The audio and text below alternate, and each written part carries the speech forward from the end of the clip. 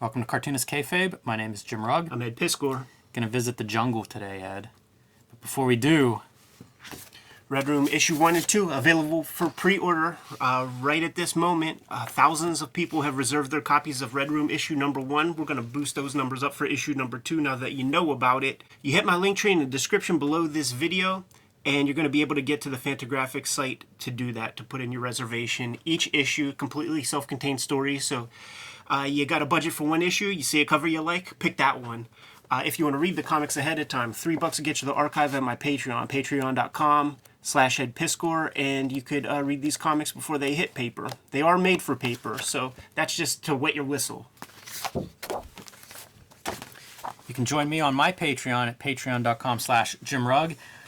Lots of original art, back matter, process stuff, notes of that nature. But the big thing that's going on right now is a series where I am comparing and contrasting page by page Street Angel Lost Dog, the first Street Angel comic that I made for Image but was never published, Street Angel's Dog, the Free Comic Book Day Image story, which is a remake. So I love those compare and contrast videos we do, and I realized I could do one out of my own work. So it's an insight into the creative process as I talk about differences and why I do things differently in the version of the story that ultimately was published. That's patreon.com/JimRugg. So we're going to talk about here, Ed, the I think it's 1990 or 1989's Wolverine Jungle Adventure, written by Walter Simonson. But the reason I think we all know this is Mike Mignola doing the pencils, Bob Wiacek on your inks, Mark Chiarello on color. And before we dive into this thing, I have to spend a minute on this cover. You see it's watercolored. Mignola is the only name in the signature, so I'm assuming he's handling line art and the color on this. And if you look, this kind of watercolor process is something that I think you still see him doing in a lot of the watercolor art that he posts and that he's creating to this day. Pretty early examples of this, as far as I know, at least published examples, looks really strong in my opinion. And like I said, you still see his art that kind of resembles this. Yeah, it's pretty incredible stuff, and you could see on this cover, like, it has the vibes of like the Frank Frazetta compositions. Totally. And even some of this stuff here, like Frazetta would do this with the kind of depth of field with characters in the background, where he would have these colored shadows and stuff. And I think this actually adds illumination to, no pun intended, to some of the McFarlane pet peeves that we've talked about, where he would try to like do these colored shadow things, and they fucking never, 0% of them, goose egg, Robert Parrish, double zeros of them work for Todd McFarlane. But you could see like what Todd is like referencing, man, because those Image dudes would always talk about Mignola as like one of their pinnacle dudes who are working right now. Michael Golden, he's done, he's doing whatever he's doing, but Mignola's out and he's fly. And it's a good point. We've talked about Mignola citing Frazetta's paintings as a source for his spotting blacks, but you see that even before he really gets to that phase of his career where the blacks are so prominent in his inking and compositions. But those shapes, just selecting those shapes for shadows is almost like, cut to 4 or 5 years after this, that's probably blacks. Totally. Or at least if it's in black and white art, that would be an indication of him spotting these like interesting shadow areas as blacks. So yeah, very cool. The Frazetta thing also is worth mentioning. It was in my notes because as we go through here, you're going to see panels that really feel like, yeah, you can see the Frazetta influence on these panel compositions. And these elements, I mean, they're right out of a Frazetta painting. All right, let's dive in. So I mentioned Mark Chiarello is the colorist, apparently handpicked by Mike Mignola. I guess they had some relationship, over the years working, seeing each other's work. And so when Mignola got this job, he asked Chiarello if he would color it. And it's a blue line process is how this is colored. So sort of like a painting process. Love the foliage. Just very simple, kind of dabs with the pen or brush, I guess. Do you have any thoughts on Bob Wiacek? Wiacek, the inker? I think it's Wiacek. And this is just that transitional period. I wasn't feeling P. Craig Russell's inks on Mignola. This is right in line with that. I don't like it any more or worse than what P. Craig Russell was doing. Yeah, he's an inker I don't think about that much. P. Craig Russell I think about for lots of different reasons. Yeah. But Bob Wiacek's not a guy I think about too much, even though I would see his name pop up here and there in different credits pages of comics I was looking at. Yeah, biscuit above a bullpenner. So, story is this is set in the Savage Lands. Wolverine is going down there because, I don't know, something led him to this, and he pretty soon infiltrates like the local tribe, beats their leader. The leader turns out to be Gak.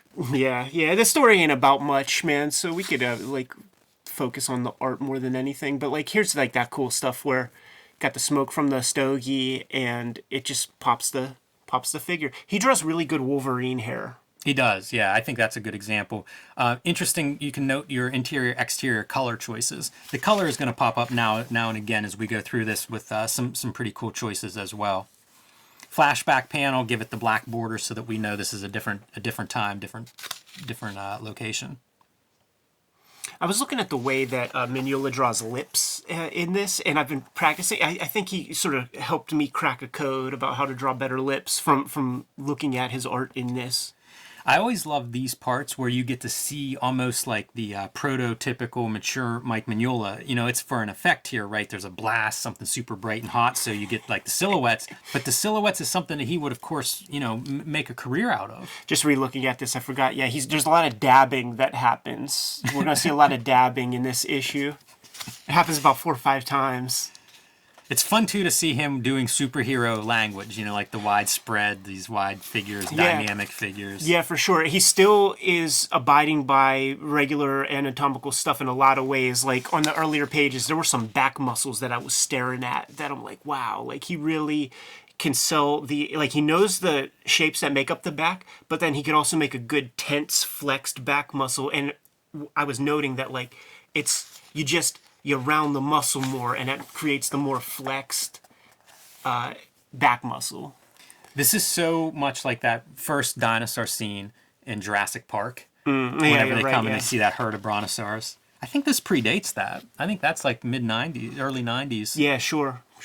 So the visual Jurassic Park, at least. Him fighting a dinosaur. The funniest part is like it's all English, everything's all English, but then they'll talk about these different things, like all the characters are named like Gak and Barf, and like it's all these like just sound effect kind of names, and I forget what they call it. The dinosaurs are called honkers. Right, yeah. It's such a weird, like you're reading this and then it's like, and then a spiny honker came out. It's like, what? You know, that's Marvel comic language. Like, when Nick Fury's fighting the Nazis, they only say like, "Got Himmel." But then they speak English all the other times. Look, that's Wolverine dancing, everybody. That's pretty good. He's really shaking it. Yeah. I like this figure with the big arms. It's a cool proportions. This reminds me of like Toth, where you're having, in Toth's case, it'd be like a biplane or something in the foreground or in the hangar, and you just get the shadow. But I have to imagine Mignola's well-versed in his Toth. Yeah. I don't think you do this kind of art style otherwise, and this is just badass. And Chiarella was friends with Toth, so like maybe that was the initial connection. Yeah, could be, but great silhouettes, like those figures in the foreground. Really terrific stuff. Yeah, monochromatic, man, just the white on the mouth and the sound effects, or excuse me, the onomatopoeia. Right. You get these splashes of color, act of violence, surprise, let's throw the color in there. See, that's that good Wolverine hair. Yeah, I like it. It's a little heavier at the bottom, those bushy sideburns. It's a different shape for his head. It's not that different than a Silvestri, who I also liked. Yeah. Wolverine's hair can really be bad. There's a lot of ways to do that wrong. How about that for your money shot, man? The giant honker coming after Wolverine. It is still a Simonson comic. Yeah. Lest we forget. Wonder if Simonson's sending notes and drawings and references for the dinosaur action. I love this because it's coming out. Like it's real dynamic coming towards us. And then Steve Bissette is like, the claws would never be that way. This is that early Mike Mignola of like figuring out how do you have black in your background and in your foreground. And they're overlapping. Genius. This is a good story for Wolverine in that he is in this kind of setting. Like fighting a T-Rex, pretty good. Yeah, for sure. Liked it when I was a kid, like it when I was an adult. Like this is very simple and why not? She looks cool there. Again, moving towards that Mignola, mature period. No blacks in the background. That would have worked great in black and white. Makes you wonder if this is a lot of Wyachek, because that just gets that's out of Mignola's palette eventually. Yeah, you see it in different spots. There's a time period around this time. You know what? I love all of this stuff. Like This is okay, but like some of the way these trees are fading in the background, I really like that, where like the lines just go away as they move towards the ground, almost like mist, Exactly. atmospheric perspective going away. But there's this time period where like he does this, he does Gotham by Gaslight, there's an Alien one shot, and it's over a couple of years, but they're these bigger pieces, like 48-page, 64-page stories. We'll have to look maybe at all of those, but that's what I was reading then. Like that's the Mignola that I was finding, before Hellboy comes out.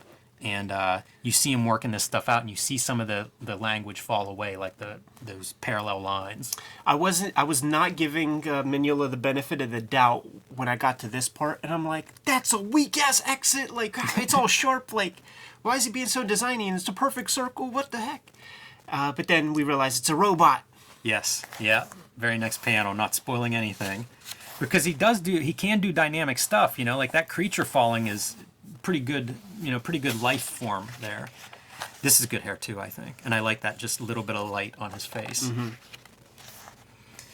So once he sees the robot, and the story is they've been losing tribe members to these giant robots, he's going to go off and solve this. That's great. Yeah. I was just going to point to that man, get that Brontosaurus head, get that to pop against a black. What an awesome cloud. background! Like they're setting off on their little odyssey, and this is what's the background. Love it. That was always a mark to me of a strong cartoonist, is figuring out how to make those space. Make that background so great. It's pretty sharp, and something that I would never figure out. As a young cartoonist, like a background. Come on, man, I can't even draw the figure right. All right, so once they get close to this volcano, he heads off on his own, sends the tribesmen back home. And of course, as soon as he gets in there, you realize something's wrong, because it's like a metal laboratory. That doesn't make sense inside of a volcano. Steps right into a trap. Page one of getting inside here. 3 panels in, and Apocalypse has him trapped. Yeah, I guess he isn't the best he is at what he does. Yeah, it's confusing. When he wakes up now, he's bound. His arms are bound and tied. His feet are tied. Like the purple-blue Apocalypse against the orange. Looks good. It's never a good look to put your initial on your costume. I always think that looks weak. Yeah, looking at you, Superman. Tanks of people that Apocalypse are turning into cyborgs. And of course, Wolverine's girlfriend snuck in behind him and throws a pipe and hits him in the head. That's kind of a weird panel, right? Weird panel, and then weird that it's like paralleling the panel above it. I'm sure he would do that over again. Like that was just a weird tangent almost. And I can't figure this out. One of the most important parts of this story is that he uses this lighter that Nick Fury gave him to burn these ropes and set himself free. This is a Bic lighter, people. Right. I don't know how you keep it lit, but I'm calling something's wrong with that part. Comic created by 2 non-smokers. That's it. There you go. Critique by a non-smoker, though, too, by the way. Well, we don't know that you weren't a firebug or displayed the trinity of serial killer tropes as a young boy. Fair enough. Did you wet your bed? We'll get into my serial killer trope some other time, Ed. Getting off topic. So this is fun. It's Wolverine versus Apocalypse, right? This is what we came for. Some cool shadows, a little bit of the Mignola magic there. But this is the fun stuff, man. Claws in the neck, blood squirting out. Apocalypse is such a strange character. Like, he was always fringy when I was reading X-Men. Like he was never front and center of any of the X-Men stories I read as a kid. Yeah, he's an X-Factor character. Right. But in the canon, on the cartoons and stuff, he becomes this like all-powerful, super tough villain. But those villains don't work. Right. Like you could do Galactus one time, but when you defeat him 50 times, it's very true. Yeah, and Apocalypse fits in with that. I love this sequence because it's like same size figures throughout these 8 panels across the spread, and then your center pages you get a close-up shots of the 2 POV combatants. shots. But this is almost animation as they're battling through, and this is I think where Mignola shines with like creating shapes. Like that's such a dynamic pose for like fighting and ripping parts out, and you see the little debris coming free. It feels like those claws were lodged in him, and he just yanked them out the hard way. He's just rocking this dude, man, just knocking Some of little these shots kibbles are and bits great. off of him. Yeah. I think it's Brunetti that talks about use the same size characters throughout panels, and it's almost like animation. Right. And I feel that here, like it really feels like these two are trading punches and going back and forth, and Wolverine's definitely winning this, by the way, cutting parts off as this fight progresses. But pretty good. It's kind of savage. And you get another bunch of sequence like that. I love it, man. For a fight scene, I think that's a really great fight scene. Yeah. Atypical for like a Marvel fight scene. This Totally. is Mignola trying something different, and I think it works. Yeah, absolutely. It's also And a very great payoff. wrestling-like almost. You know, like they're in there tangled up. Kind of fun. You don't see those kind of visuals. And a great resolution. And Chiarello on colors, punctuating that resolution, man. Dude, like that's an exclamation point. Your pupils are freaking pinholed. Yeah, very cool. I wonder if a guy like Mike Mignola finishes this book, it gets colored and printed, and then he looks at it and it's like, there's takeaway stuff here. Totally. You know, it's like I can do more of this. I can be dramatic with isolating figures and, you know, spotting blacks. Almost happy accidents that you just become very conscious of and are able to incorporate. So, dude, he defeated Apocalypse pretty easy peasy. Not so fast, Ed. He is all powerful. He's not only all powerful, even his minions are robotic marvels, miracles of technology. So we learn all of this here in a little kicker at the end, the swerve, if you will. He phases out, and that's it. Wolverine's gonna blow up this volcano, and then he's gonna fly away in his little contraption, waving at his girl as he goes. Oh wait, It's almost like the comedian. Cause look, man. one last turn. Yeah. This character may still be around in Marvel. I feel like he might have showed up. How would you not exploit this? Yeah. Is that the little girl, man? The little girl Wolverine? I have no idea, but that would make total sense. If it's not, you may have sold them something. Yeah, right. So there are your credits. It is 1990, so, you know, again, this is my time of reading. Like, I probably bought this new whenever it came out, if not shortly thereafter. First time I would have come across this, I would have grabbed it. Didn't appreciate Mike Mignola at the time. He was still on the outs with me. I was still, you know, this is Liefeld, McFarlane, Jim Lee, but Wolverine was my guy, so that's why I would have picked this up. And I appreciate it so much more now than I did as a kid. He is one of the, for our generation, he's like the Toth was for the prior generation. Like, you have to develop a more sophisticated eye to be able to really understand it, because you're so bombarded with the house style, the status quo, the way things are. So when you see anything that deviates from the norm, you see that in fucking comment section with these fucking marks, you know? Yeah. And I think that's probably the energy that people associate with Toth back in the day. Like, oh, it's so simple. He doesn't put enough lines on the paper. Remember we were reading things in Batman Year One where guys are talking about David Mazzucchelli's a hack. Unbelievable. It's mark talk, you know? For sure. You start off as a mark. You know, if you dig comics enough, then you develop some skills, and then you start making the damn shits. Yeah, hell of a team, though, man. You know, Chiarello's name should be on this cover because you really have a powerhouse team with these guys. You think about their careers and the stuff that they've done. And it's cool to see Mignola before he figures out all the pieces he brings, say, post-Dracula. You know, like right around the beginning of Hellboy, it feels like he's worked all this out. He's working it out in these. Like, he's such a thoughtful artist. They're always fun to revisit any of the, I don't know, late 80s into early 90s stuff with him. Anytime I find one of those and go back to it now, it's really fun to see kind of like a guy who was working outside of the system in a lot of ways and trying to get that vision on the paper. Like the fight scene we point out, always there's some revelation in there. And one other just drawing note as per this cover, man, I've been staring at, focusing a lot in my sketchbook and stuff, is he gets an A+ hinge joint on the back of that leg right there. That's something I've been working on Very lately. simple, too. Like, you're not going to get a simpler mark than that line. It's cool. I love how he fades out like the rock textures. You know, it's kind of a similar treatment where they just become lines and fragments of lines as that fades into just a shape. Yeah, if you just saw the colors, like, it would look like a certain era of the Frazetta paintings. Like, the colors are all the same, and Yeah, it's really cool.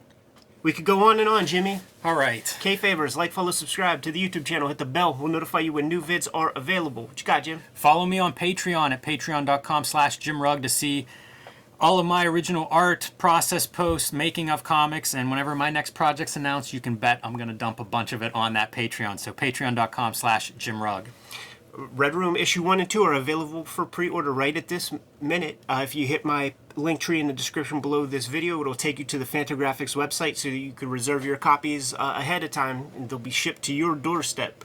If you want to read the comics ahead of time, patreon.com/EdPiskor. $3 will get you the archive. 2 stories are up there right now. New strips every Tuesday. Subscribe to the Cartoonist Kayfabe e-newsletter at the links below this video to keep up with everything we are doing. You can find Cartoonist Kayfabe t-shirts and merchandise at the links below this video as well. Jimmy, give him one more set of marching orders. We're going to be on our way. Read more comics.